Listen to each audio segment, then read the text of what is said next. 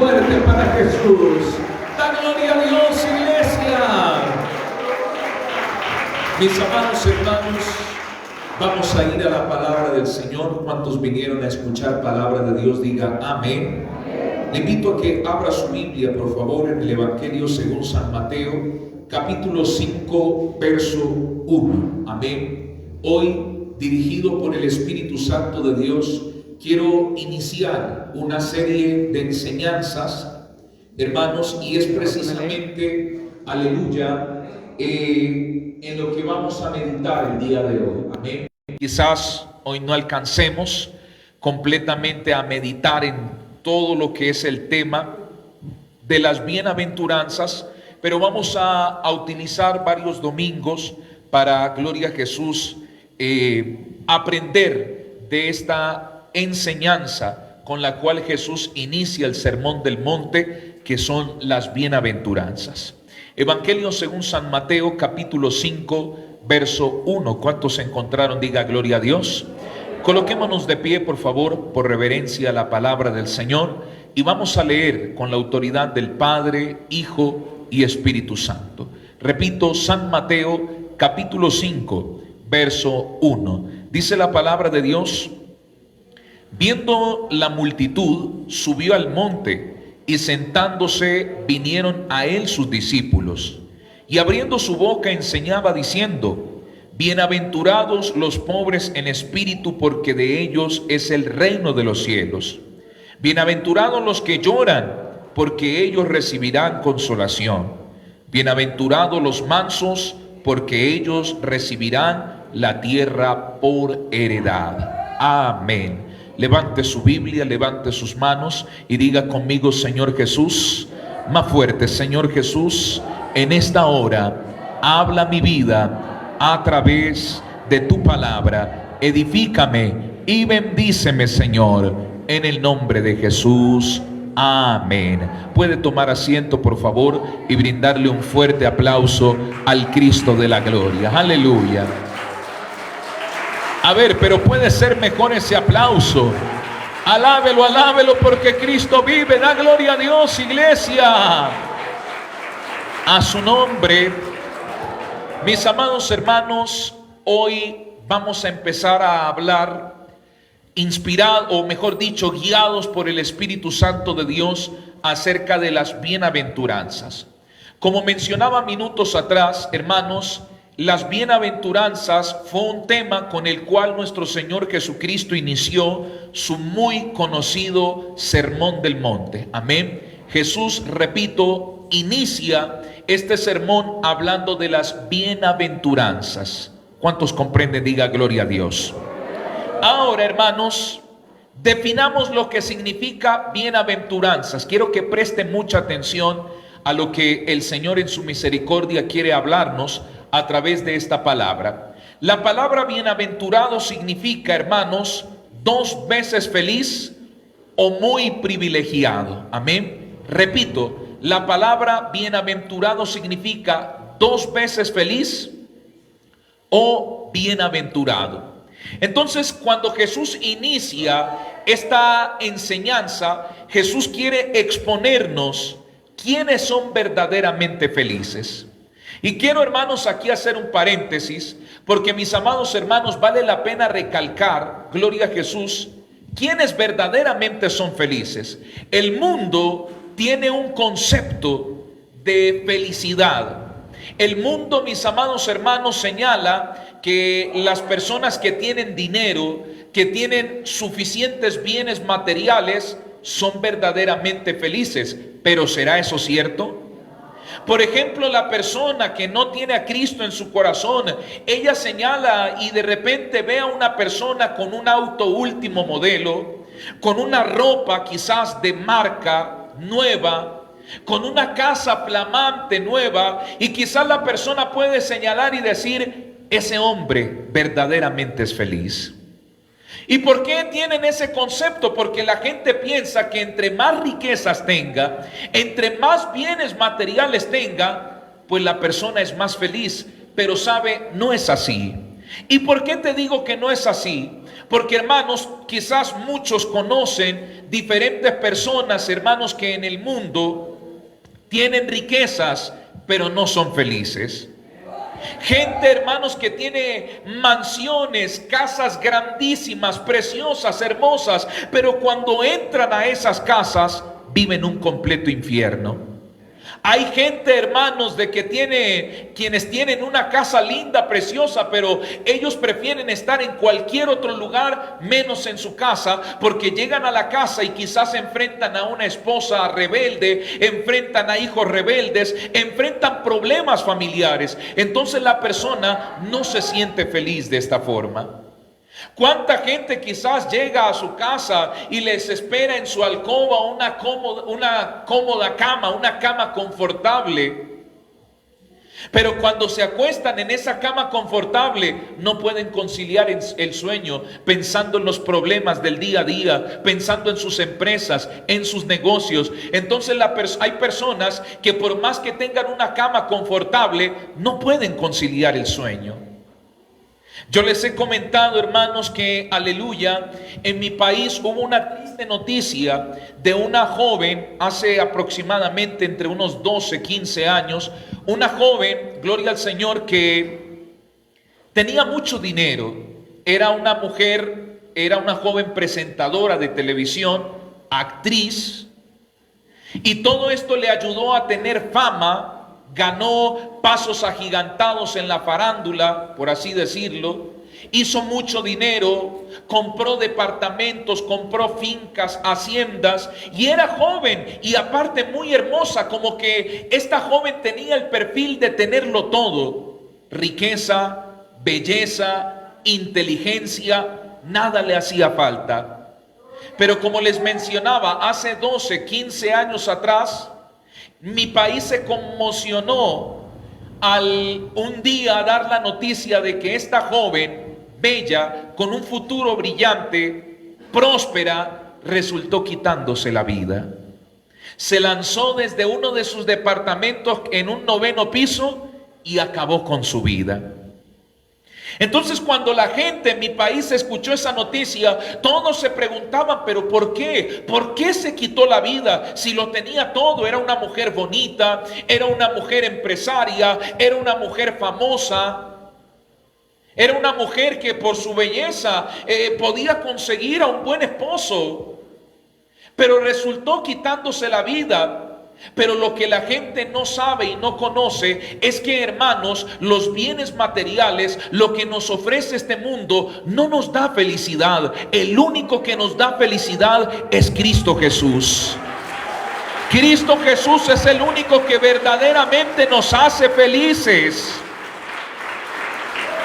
Y saben, mis amados hermanos, esta joven no era feliz con sus riquezas, no era feliz siendo famosa, saliendo por importantes canales de televisión, no, y por eso tomó la decisión de quitarse la vida. Entonces llegamos a la conclusión, querida iglesia del Señor, de que efectivamente las riquezas, tener casas, tener mucho dinero, puede ser, hermanos, bueno, una bendición, pero eso no nos hace felices.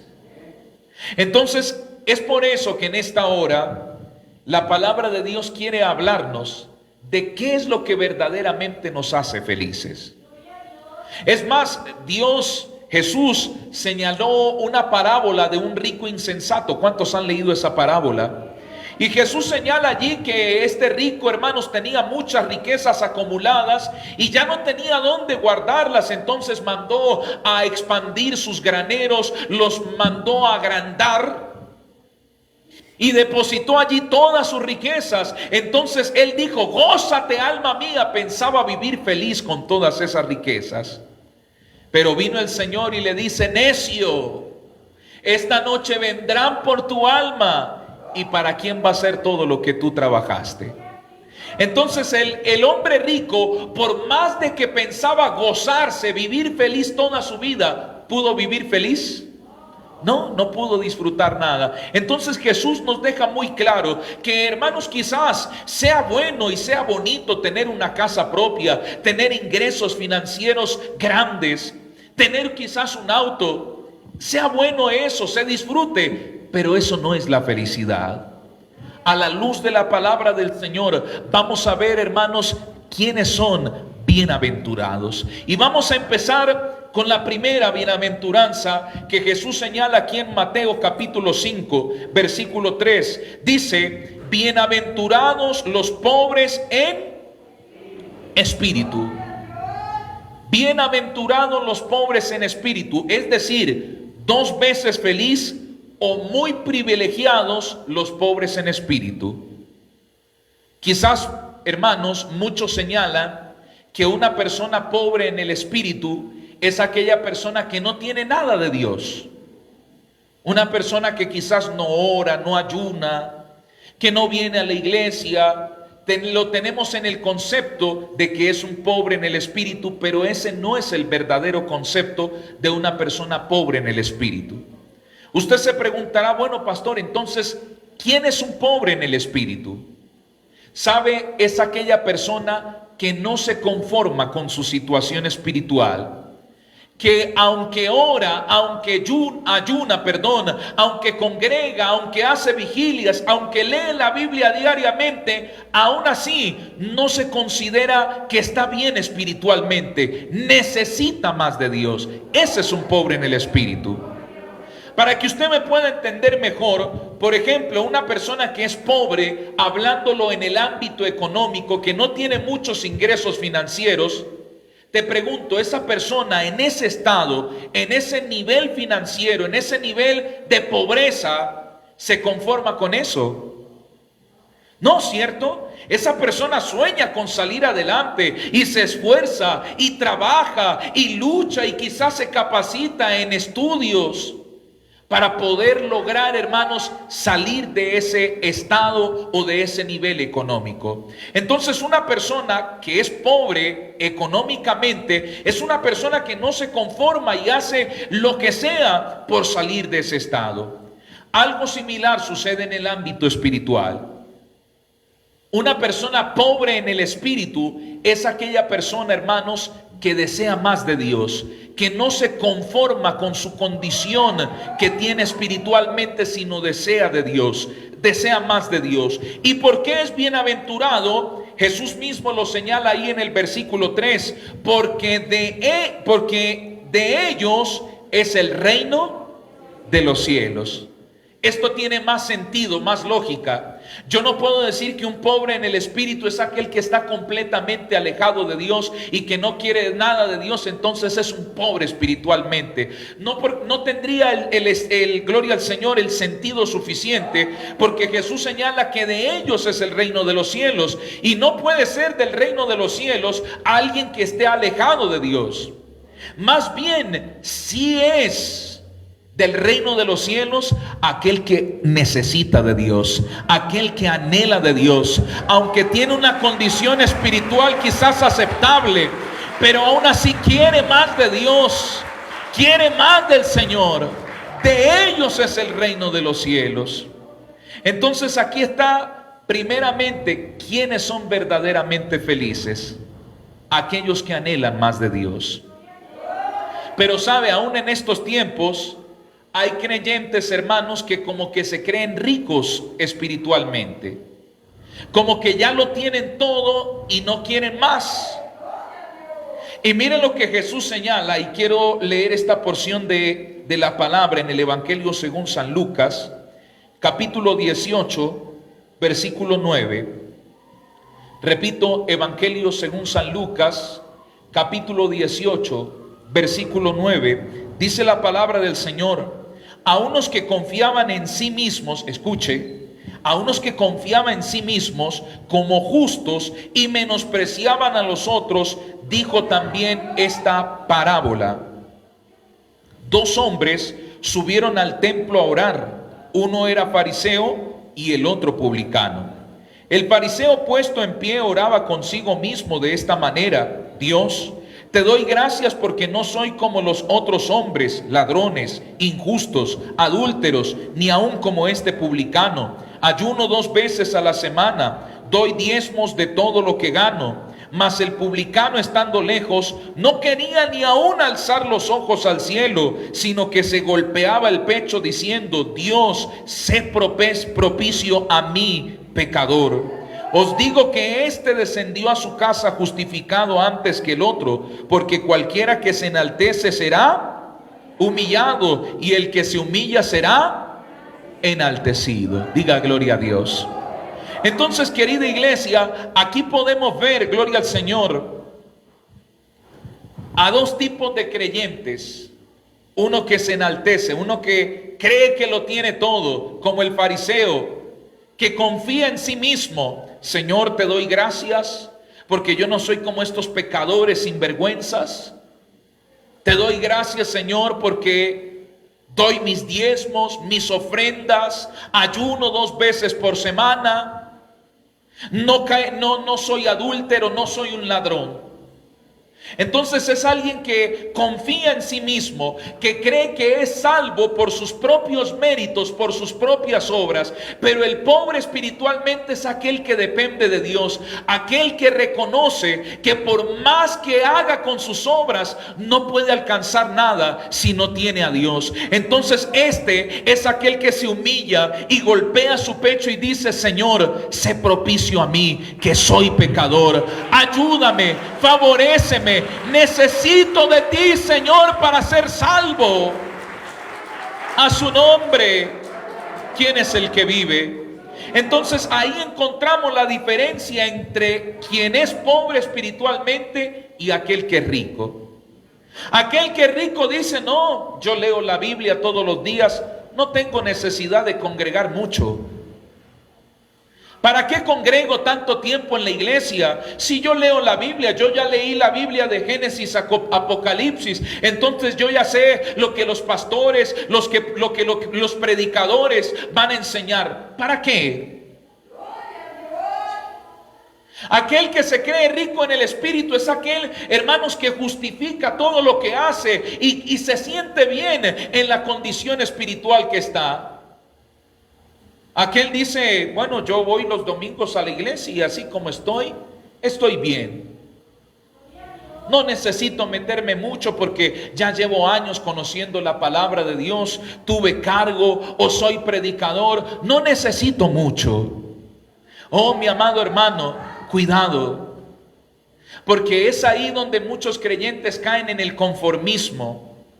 Y eso no es agradable a Dios. Algo que Dios agrada de su pueblo es cuando el pueblo no se conforma con lo que tiene espiritualmente. Aunque quizás ha leído la Biblia de Génesis, Apocalipsis, quiere seguir leyendo, quiere seguir aprendiendo más de Dios.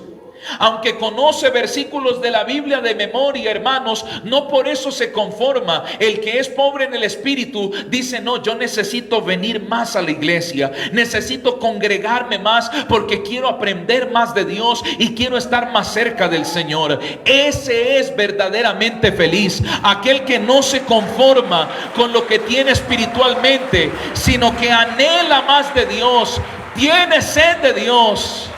¿Cuántos anhelan más y más del Señor? Seguro. ¿Anhela usted mucho a Dios?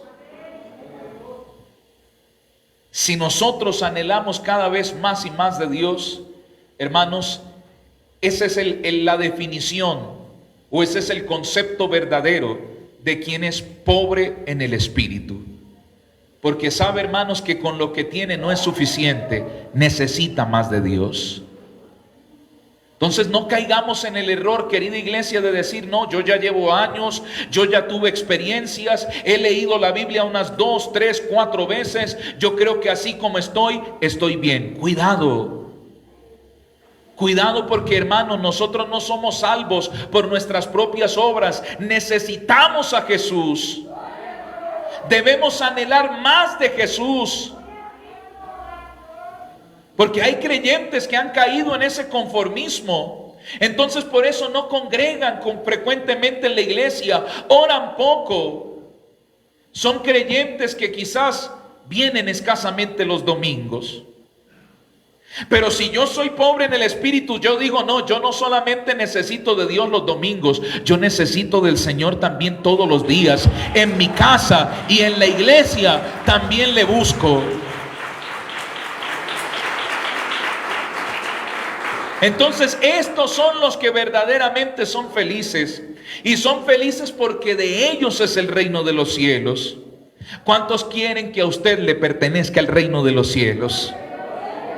Entonces, si usted quiere eso, hermanos, usted debe anhelar más de Dios. Diga conmigo, yo debo anhelar más del Señor. ¿Anhela usted de Dios? Cuando usted viene a la iglesia, ¿vienes a la iglesia porque anhelas al Señor? O quizás usted dice, no, yo voy a la iglesia a ver si el pastor me hace una oración.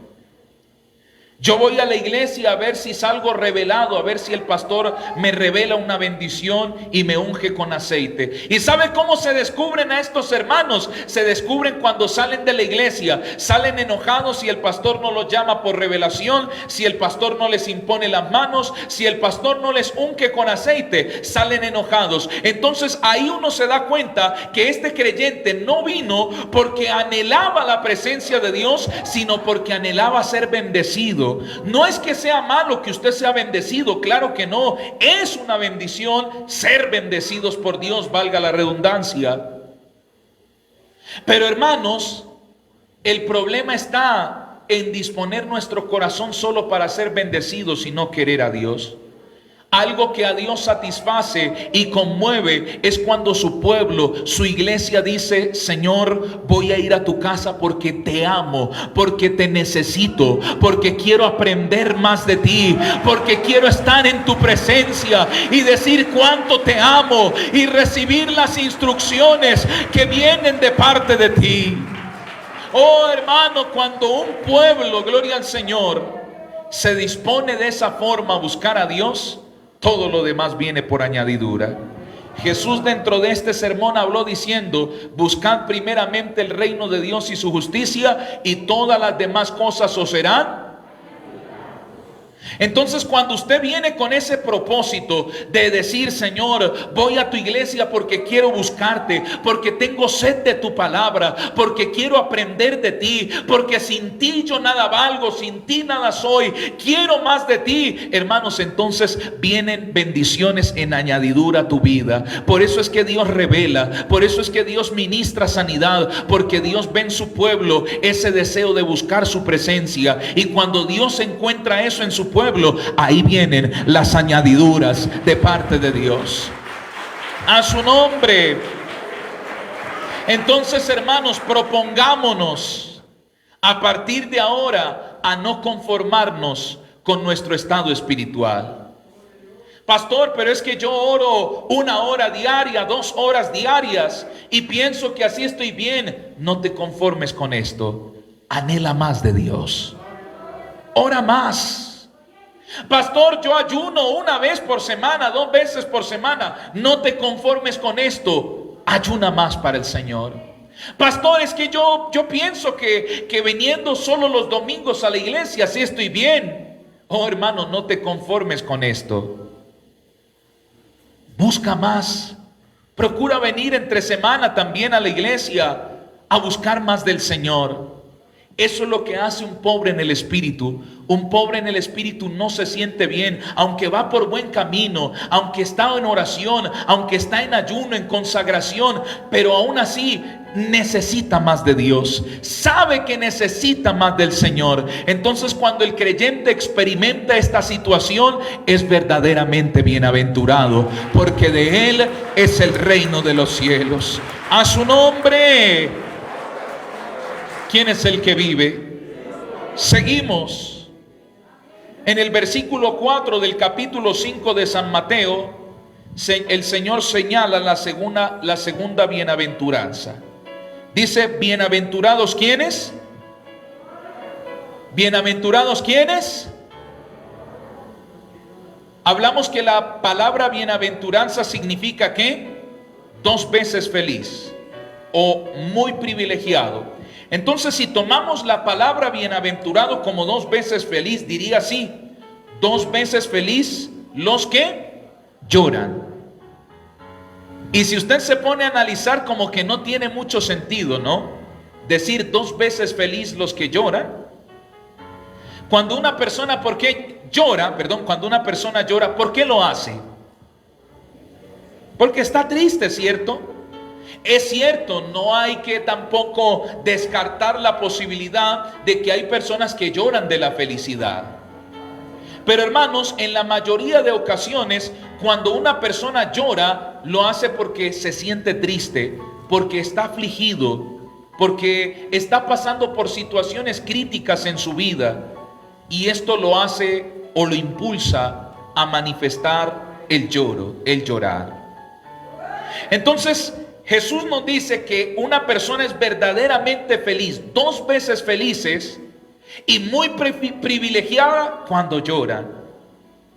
Quizás ante el mundo y ante nuestro raciocinio, quizás esto no tenga mucha coherencia. Pero si usted se pone a analizar, y quiero darte algunos ejemplos, tú te vas a dar cuenta que verdaderamente una persona que llora es bienaventurada, es feliz. ¿Por qué es feliz? Jesús señala en el mismo versículo 4, porque ellos recibirán consolación. Una persona que llora y derrama sus lágrimas en la presencia de Dios, no hay nada más maravilloso que ser consolado por Dios. Y escúcheme bien, una persona que llora en la presencia de Dios conmueve al Señor. ¿Sabía usted eso? Dios se conmueve cuando ve a sus hijos quebrantados. Y no lo digo yo, vamos a observarlo a la luz de la palabra de Dios en el libro de los Salmos, capítulo 51, versículo 17. Repito, libro de los Salmos, capítulo 51, versículo 17. Mire lo que dice la palabra del Señor. Los sacrificios de Dios son el espíritu quebrantado, al corazón contrito y humillado no despreciarás tú, oh Dios. ¿Se da cuenta? Dios nunca va a despreciar a un espíritu, a un corazón contrito y humillado. Cuando encontramos este término contrito, significa entristecido. Dios no desprecia a una persona que quebranta su corazón delante de su presencia. Una persona que derrama lágrimas, hermanos, Dios no la desprecia, Dios acude a consolarla. Y mira, te quiero hablar, hermanos, en el libro de Primera de Samuel, en el capítulo 1, la Biblia nos declara, hermanos, y quizás todos conocemos la historia de una mujer llamada Ana. ¿Cuántos han leído esta historia? Diga gloria a Dios. La Biblia revela, mis amados hermanos, que Ana era una mujer estéril. Y en aquellos tiempos, hermano, era permitida la poligamia. ¿Qué significa esto? Que, hermanos, un varón podía tener 2 o más esposas. Esto era permitido antiguamente, pero no para todos. El hombre que se casaba con más de una mujer debía tener condiciones económicas para mantener a sus esposas. Usted no podía llegar, bueno, yo quiero casarme con 3 mujeres y no tener las condiciones económicas. No, no era permitido. Se le permitía al hombre tener varias esposas siempre y cuando tuviera las condiciones económicas. Ah, pastor, qué bueno saberlo para aplicarlo. Voy a ser obediente. Pero eso era la ley, no se me vaya a ir por otro mal camino, ¿no?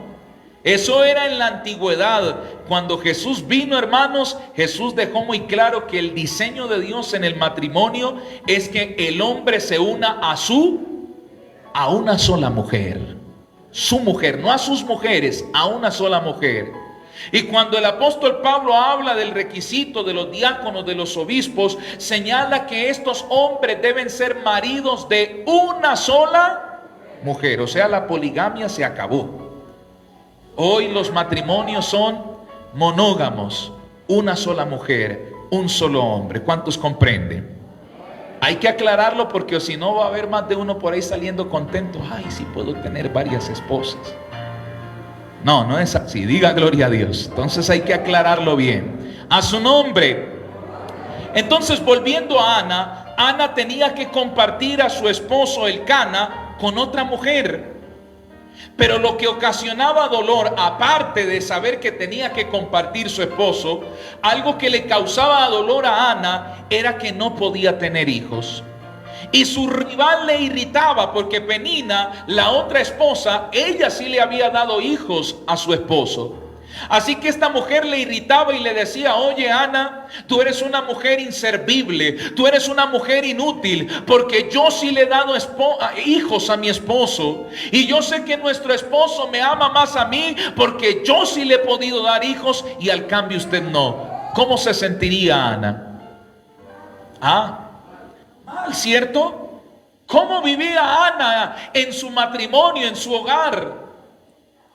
Hermano, triste, angustiada. Era una mujer que constantemente lloraba, pero un día decidió llorar en la presencia de Dios. Mire lo que dice Primera de Samuel, capítulo 1, versículo 10. Dice la escritura: ella con amargura de alma oró a Jehová. ¿Y qué hizo?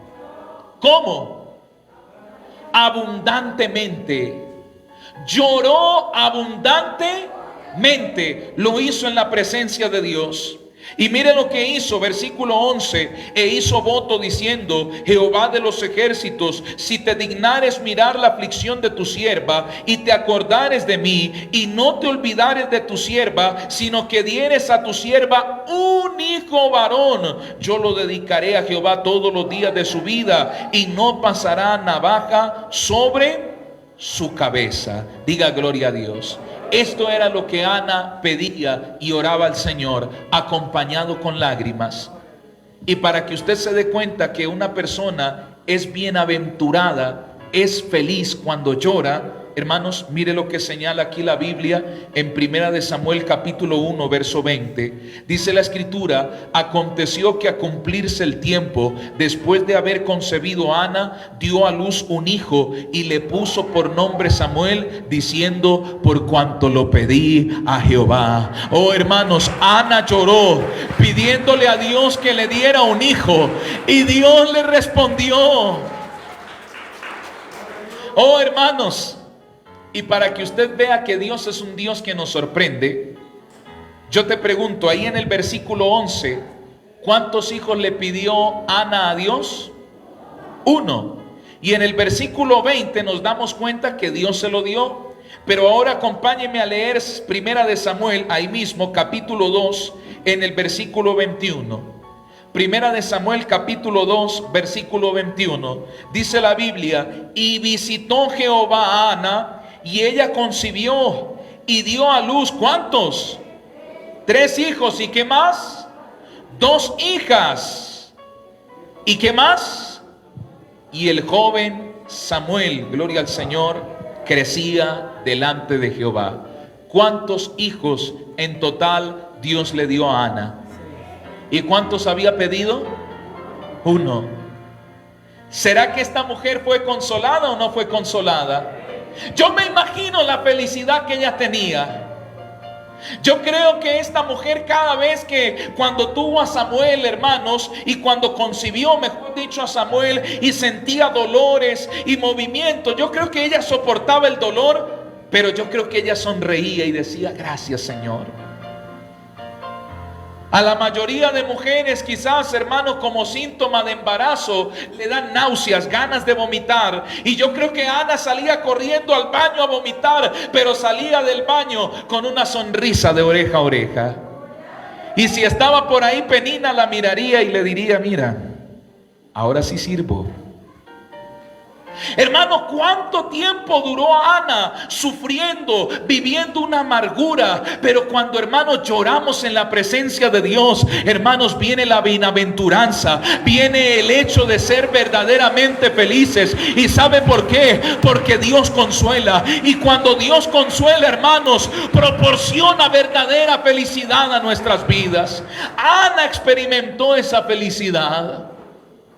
6 hijos, después de que su rival le irritaba: no sirves para nada, no puedes darle hijo a nuestro esposo. Ahora Ana le estaba dando 6 hijos. Wow, qué grande es Dios, qué bueno es Dios. Te quiero poner otro ejemplo, y es el de un rey llamado Ezequías, el cual enfermó con gravedad y su enfermedad fue enfermedad de muerte. Vamos a leer Segunda de Reyes, capítulo 20, versículo 1. Segundo libro de Reyes, capítulo 20, versículo 1. Dice la escritura: en aquellos días Ezequías enfermó de muerte, y vino a él el profeta Isaías, hijo de Amós, y le dijo: Jehová dice así: ordena tu casa, porque morirás y no vivirás. Qué tremendo. Que le diga a uno un médico que uno está desahuciado y le queda poco tiempo de vida. Dicho estas palabras por un médico, uno al menos tiene una esperanza. ¿Y esa esperanza es quién? Dios. Pero que el propio Dios te diga a través de un siervo suyo: morirás y no vivirás, es algo tremendo, ¿sí o no? Haga de cuenta como cuando usted, un ejemplo, ¿no?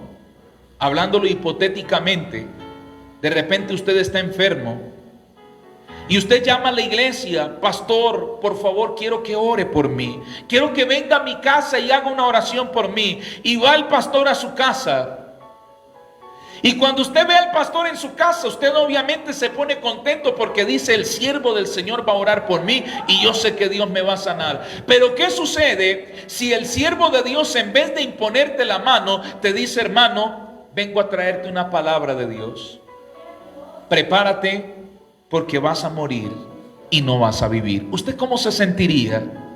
Si su esperanza estaba en que el pastor orara por ti y el pastor te dice: vas a morir y no vas a vivir, ¿cómo te vas a sentir? ¿Te vas a sentir triste, sí o no? Ezequías sintió esa tristeza. Yo creo que cuando Ezequías, en medio de su enfermedad, vio al profeta entrar a su alcoba, a su cuarto, yo creo que Ezequías diría: uy, qué bendición, llegó el profeta de Dios, ahora sí me voy a levantar, ahora sí voy a ser sano. Pero la sorpresa más tremenda es que el profeta le dice: morirás y no vivirás. Qué tremendo. Pero ¿sabe, hermanos, lo que hace Ezequías? Versículo 2 dice la escritura: entonces él volvió su rostro a la pared y oró a Jehová y dijo: te ruego, oh Jehová, te ruego que hagas memoria que he andado delante de ti en verdad y con íntegro corazón, y que he hecho las cosas que te agradan. ¿Y qué hizo Ezequías? ¿Lloró Ezequías con qué? Con gran lloro. Aquí vemos, hermanos, a Ezequías derramando sus lágrimas. Obviamente Ezequías se sentía triste por lo que el profeta le había dicho, y era una palabra de parte de Dios. No era que el profeta Isaías, hermanos, sentía odio a Ezequías y quizás para, hermanos, manifestar su odio le dijo: mira, vas a morir y no vas a vivir. No, claro que no. Isaías era un siervo de Dios, e independientemente de su relación social, Isaías simplemente fue a darle la palabra de Dios. Y Ezequías quedó muy triste, pero a pesar de esa tristeza, Ezequías decide llorar en la presencia de Dios, orar pidiendo la misericordia del Señor. Hermanos, leímos en Salmos capítulo 51, verso 17, que el Señor, hermanos, no rechaza, no desprecia un corazón contrito y humillado, y esta no fue la excepción. Mire lo que sucedió, versículo 4: y antes que Isaías saliese hasta la mitad del patio, vino palabra de Jehová a Isaías diciendo: vuelve y di a Ezequías, príncipe de mi pueblo, así dice Jehová, el Dios de David tu padre: yo he oído tu oración y he visto tus lágrimas. He aquí que yo te sano. Aleluyas. No es en vano llorar en la presencia de Dios. No es en vano cuando tú quebrantas tu corazón en la presencia de Dios. Ya Dios le había dado una palabra a Ezequías, y la palabra para Ezequías era que él debía morir.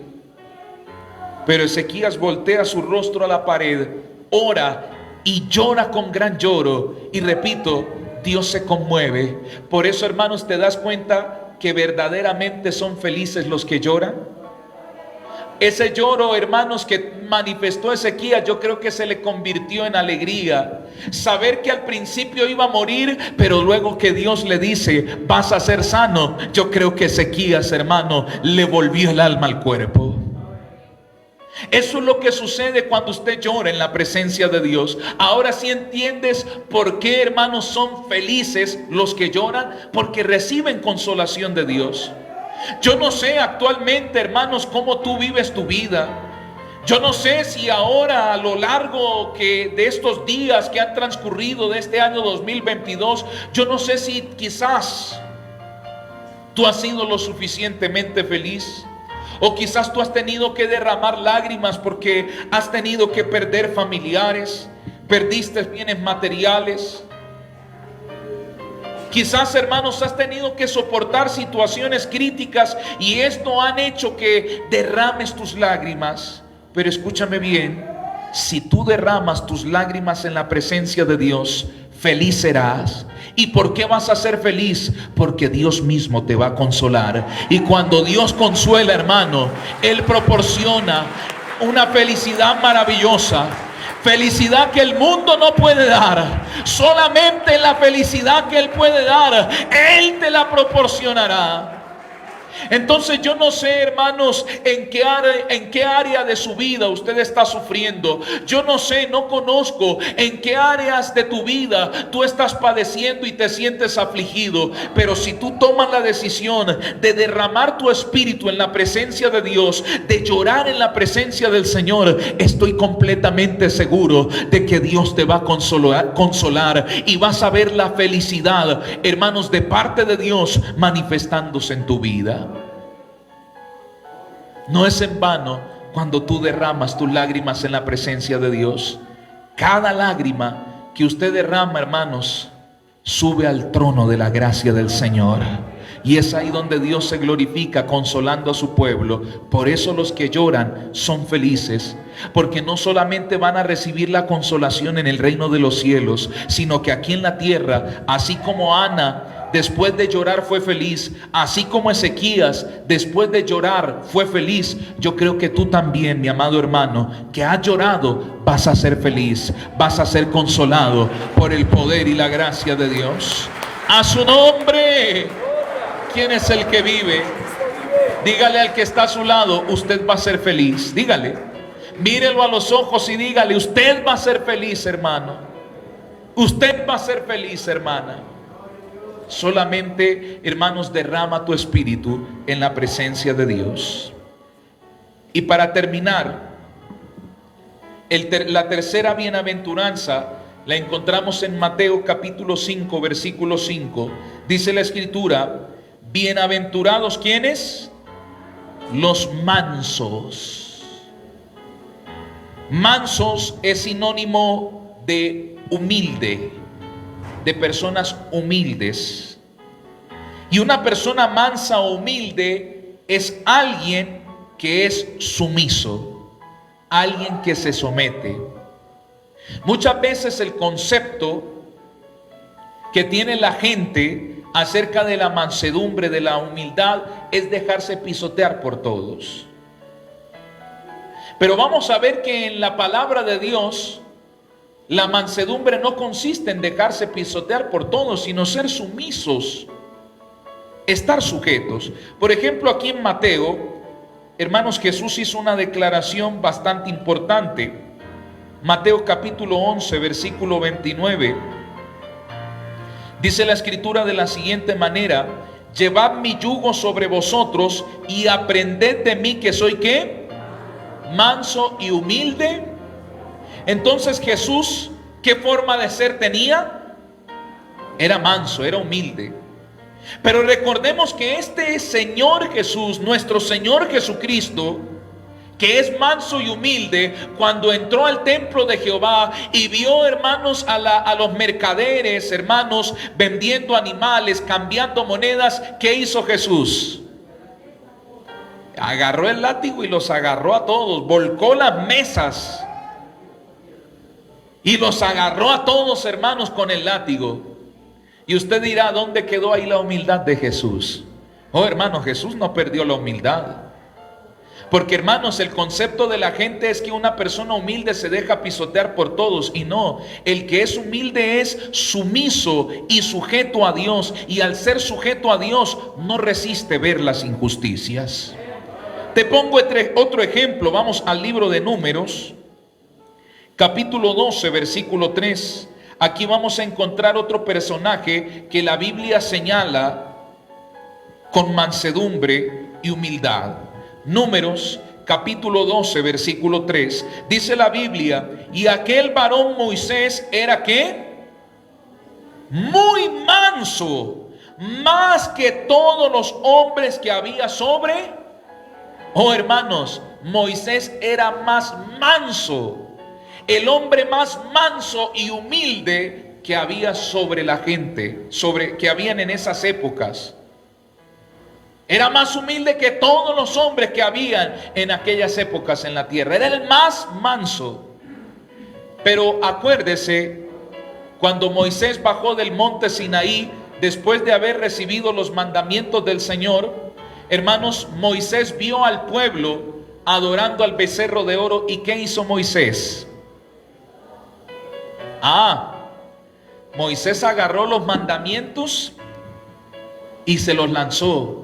Y dice la Biblia que en ese momento se abrió la tierra y se los comió.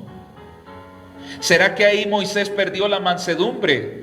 Mire, y eso que Moisés es el más manso de todos, y mírelo agarrando las tablas de los mandamientos y casi se la parte en la cabeza a los rebeldes israelitas que estaban adorando un becerro. No, a Moisés no se le acabó la mansedumbre. Es que la mansedumbre nos lleva a ser sujetos a Dios. Y cuando un manso ve a alguien haciendo algo que es contradictorio a la voluntad de Dios, no se queda de brazos cruzados, actúa, porque tiene el celo de Dios en su vida. ¿Cuántos comprenden? Diga gloria a Dios. Entonces, una persona que es mansa no es la que se deja pisotear, no es la que ve las injusticias y queda ahí, no. El manso es aquel que es sujeto a Dios, sumiso al Señor, y esa sumisión le lleva a ser celoso de las cosas de Dios.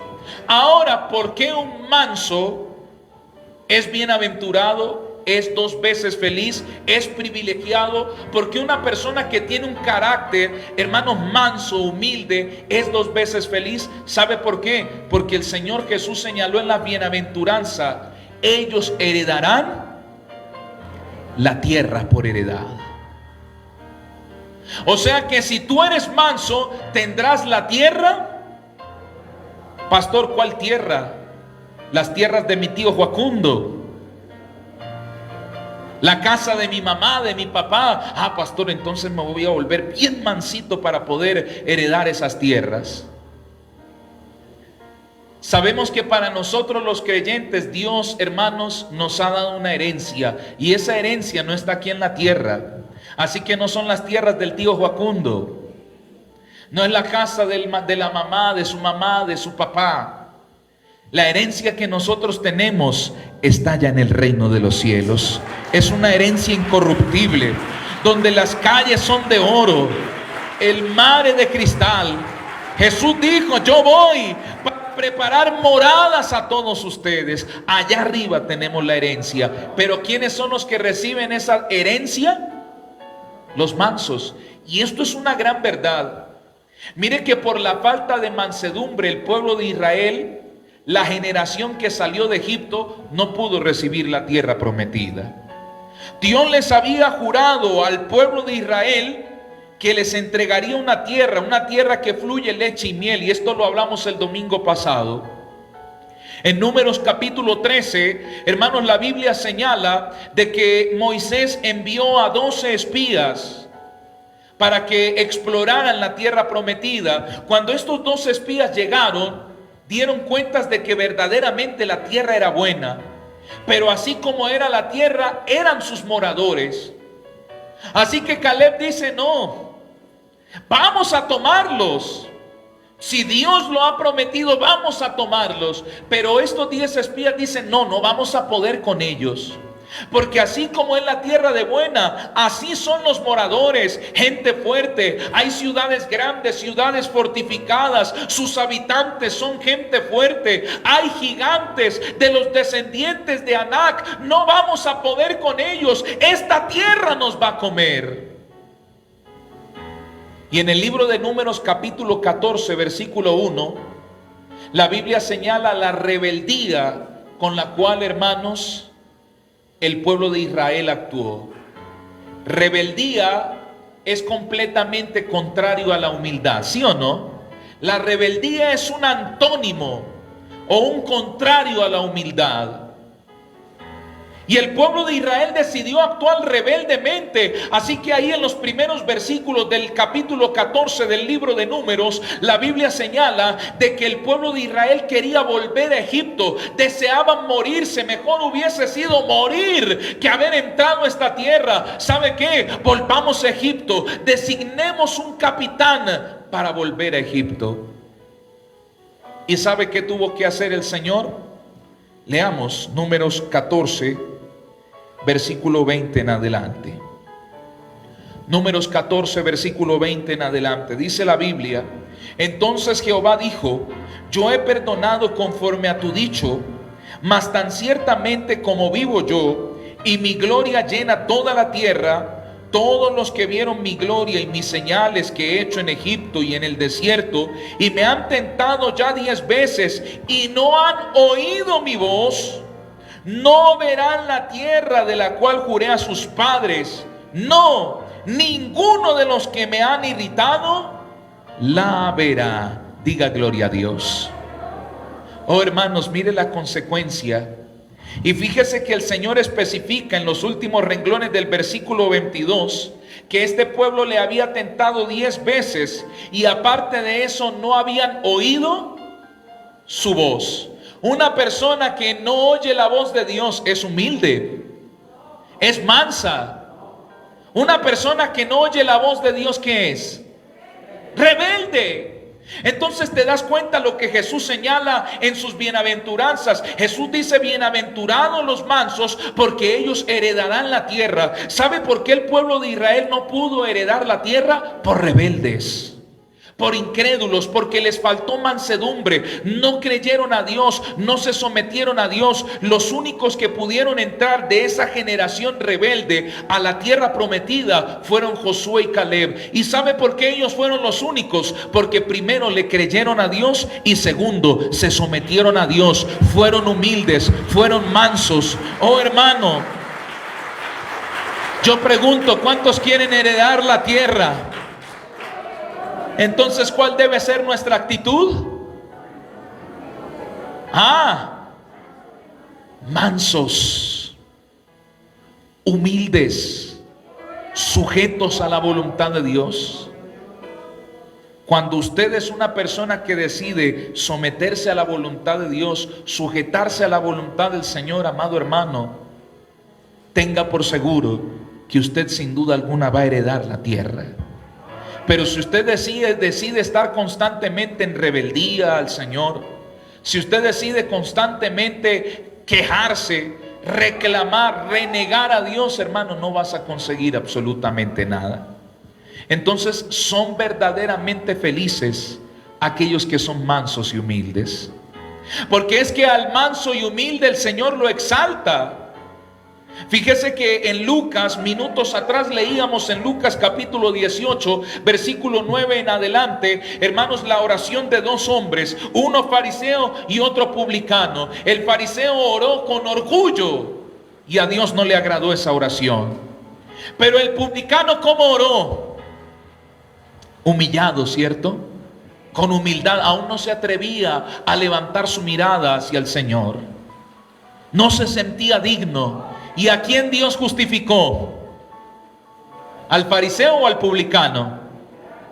¿Y por qué justificó al publicano?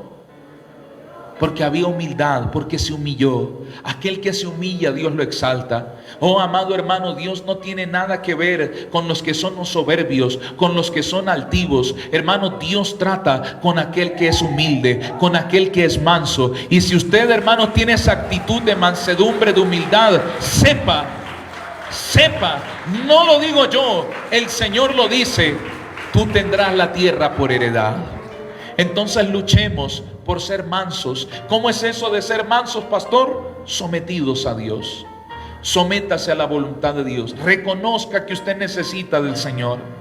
Reconozca que no es por lo que yo no soy salvo por las obras que hago, porque leo la Biblia diariamente, porque oro 2, 3, 4 horas al día. Yo no soy salvo porque ayuno 3, 5 veces a la semana o todos los días. Yo soy salvo por la gracia y la misericordia de Dios. Y esa misma gracia de Dios me impulsa a orar, me impulsa a ayunar, me impulsa a consagrar mi vida al Señor, a su nombre. Entonces por eso verdaderamente son felices aquellos que son mansos. ¿Cuántos comprendieron? Diga gloria a Dios.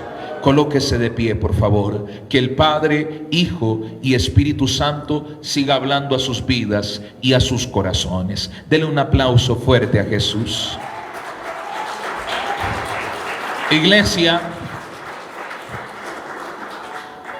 hasta hoy vamos a dejar aquí estas 3 bienaventuranzas. El próximo domingo vamos a ver otras bienaventuranzas más. ¿Cuántos van a venir el próximo domingo a aprender de la palabra del Señor? Diga gloria a Dios. Así que te esperamos. No te puedes perder este próximo domingo. Antes de orar para dar gracias a Dios, quiero invitar a mis hermanos que se están preparando para el bautizo, que puedan pasar, gloria al Señor, allí al sector del santuario, con el pastor Manuel, quien va a ser el encargado de llevar a cabo las charlas bautismales. Amén. Entonces, usted que se está preparando para el bautizo y que reconoce que necesita de Dios, puede pasar, hermanos, con el pastor Manuel para recibir las charlas bautismales correspondientes al día de hoy. Amén. Levante sus manos a los cielos, cierre sus ojos y demos gracias al Señor por esta palabra. Despedimos a nuestros hermanos, que Dios les bendiga, y si viven aquí en Quito, les esperamos aquí en la casa del Señor. Que Dios les bendiga. Levante sus manos.